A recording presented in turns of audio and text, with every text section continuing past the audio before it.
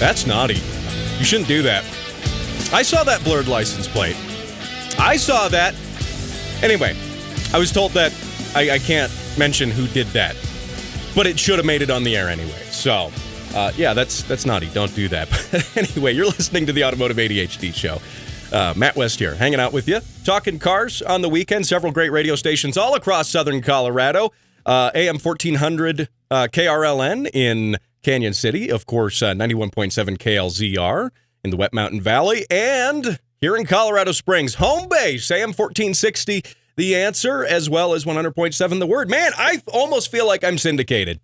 I don't know who in their right mind would syndicate me, but here we are. So, also, if you want to send your car sounds into the show and have a chance to score some cool stuff, Facebook.com/Automotive ADHD is the place to do it. I should make a disclaimer. I have said this before.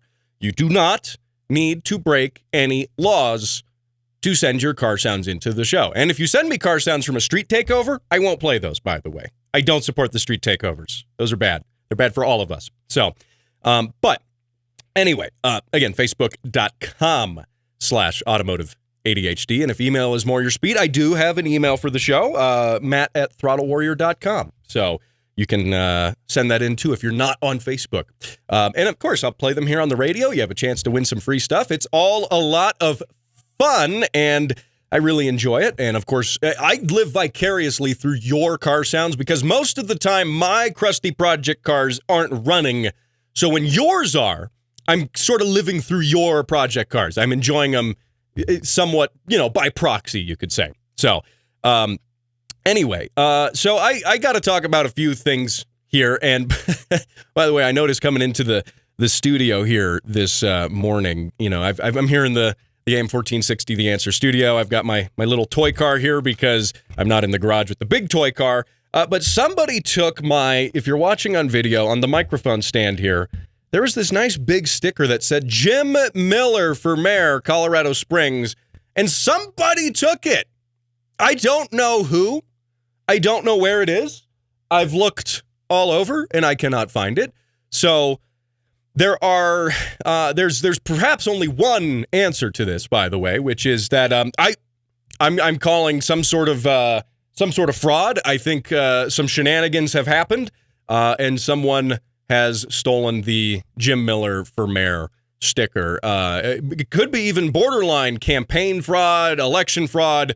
I'm not sure, but it definitely could be that. And with that being the case, either that or, maybe somebody is just that big of a fan of Jim Miller. I mean, he does have a dedicated fan base here in Colorado Springs. So, and if that is you, by the way, send me a message on the Facebook page and, or even better, send a car sound in, and you will also find a Jim Miller for mayor sticker probably arriving at your doorstep sometime. So, anyway, there you go. I wish I had it to show it to you, but alas, it is gone. It is gone, indeed. It is a tragedy. That sticker will be mourned for all of eternity. So, now I got to talk a little bit about EV tax credits, okay? So I've talked about these a few times on the show. If you've listened to the show for a long period of time, you know that, and you know my position on the EV tax credits, and we'll get into that. I'll maybe reiterate that position a little bit. This comes by way of Car and Driver, Eric Stafford, hat tip there, which says, President-elect Donald Trump and his transition team want to end federal EV tax credits, per a report by Reuters. And they say the report claims that killing the $3,750 to $7,500 government subsidy is part of a wider tax reform legislation. So now, right now, where we're at right now, if you buy a new EV or some plug-in hybrids, you can get a tax credit. And again, that's going to be between $3,750 and $7,500. Also, if you lease a vehicle, that's another great way to get the tax credit. That is another option. Now, this is in addition, I should say, to the state tax credits. which that varies, of course, state to state. And if I take a look right here, Colorado, for example, we have a $5,000, according to Colorado.gov, a $5,000 EV tax credit. And again, that's for new EV purchases or leases. So, but there are some rules. So, for example, on the federal one right now, it has to be a new vehicle, and it has to be within a certain price range. So cars have to have, they say, an MSRP of $55,000 or less, while light trucks and SUVs must cost less than $80,000. And there is a loophole that some people have taken advantage of and spotted, which is leasing. Okay, so leasing, when you lease a vehicle, the U.S. Department of Treasury apparently classifies that as a commercial vehicle because it's being leased to you. Think of it like a rental. A rental car is a commercial vehicle. And here in Colorado, they've got fleet commercial plates on them. So, with that being a commercial vehicle, that means it actually skirts some of those requirements for having that MSRP of $55,000 or less for a car, or $80,000 or less for a SUV or truck. And now, granted, there's also some other restrictions here. I'm laying out the groundwork for you here, but there's some other restrictions. One of which being that the vehicle needs to be made in North America, not specifically the United States, but North America in general. So, Mexico, United States, Canada, the frozen land up north. And they do make some cars in the frozen land up north. And they do make cool trucks up there, like diesel electric trucks. I love talking about Edison on this show, as you know. So, anyway, all of that being said, let's take, for example, if you qualify for the maximum tax credit and federal, and say you live in the state of Colorado, which if you're listening on the radio, you probably are. And that's going to be $7,500 for the maximum federal, plus Colorado's $5,000 EV tax credit, which it doesn't take much math to figure out that is $12,500 on any new, well, not any, but again, generally a lot of new EVs. And if you look at EVs, it's easy to see why these are popular. If you look at EVs that are fairly cheap, which there's not many that are cheap, but say you find a, hypothetical, $35,000 Tesla Model Y, and you subtract $12,500 from it, you're getting that car for a little over $20,000 some dollars, right? So that, to me, is an incentive, but yet we haven't seen a huge number of people take advantage of that. We've seen automakers lose money on EVs. Ford is losing a ton of money on their EV line. Now, I've said it before. I like my gas-powered cars, but I do like the idea of EV pickup trucks because they make sense in a few specific use cases. Which, by the way, means we shouldn't blanket mandate them because they work in this narrow margin, and if you were in this very narrow margin, they work very well for you. But if you're all over here, they might not work as well for you.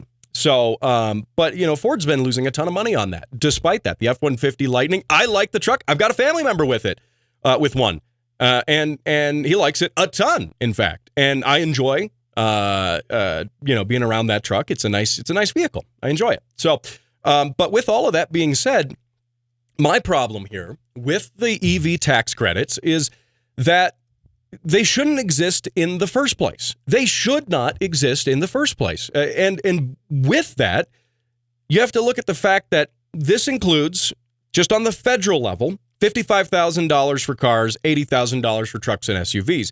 $80,000 is a lot of money to spend. If you can afford an $80,000 vehicle, if you can earnestly afford an $80,000 vehicle, why am I, who does not have an electric vehicle, why am I subsidizing your $80,000 vehicle? Now, you can get this into the whole debate on subsidies as a whole, even outside of the automotive realm, and do they make sense? Do they not? I'm not gonna go too far into those weeds right now, but just keeping that here within the automotive focus, If you can afford an $80,000 vehicle, you don't need my help paying for it. And even a $55,000 vehicle. Now, granted, $55K nowadays doesn't always get you a whole lot of car. It is the base price thereabout of a nice fifth generation Supra, I will add, BMW Supra. See what I did there? Anyway, it is that. So I mean, that's a moderately nice sports car, right? That's a good, decent sports car you could buy with that money. Granted, you can trim a Toyota Camry up practically to being almost that expensive these days. So I mean, it's not all that uncommon. But once again, you are taking the entire tax-paying base and telling them, all of us as taxpayers, that maybe are driving around a busted-up minivan. You got one car for the whole family. It's a 15-year-old minivan. Someone took the catalytic converters off of it 2 weeks ago, and you're just trying to get to work with it, and you're still subsidizing the guy who's got an $80,000 electric pickup. And something about that just doesn't sit right with me. It just doesn't. Now, apparently it also doesn't sit right with the new incoming presidential administration, who, again, they are saying that as part of bigger tax reforms, they are going to axe that EV tax credit. And, if you bought an EV with that tax credit now, hey, fine, you got it. Take advantage of it.